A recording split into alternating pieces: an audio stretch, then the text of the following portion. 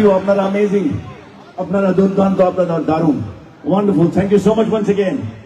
ওকে, চলুন আমি এগিয়ে চলি আমার নেক্সট প্রোগ্রামে, নেক্সট গানে, নেক্সট আইটেমের। এই গানটা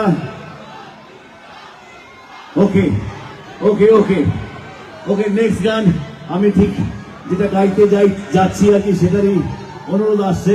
so wonderful, absolutely in sync, Shrirampuর, as I said, you're amazing.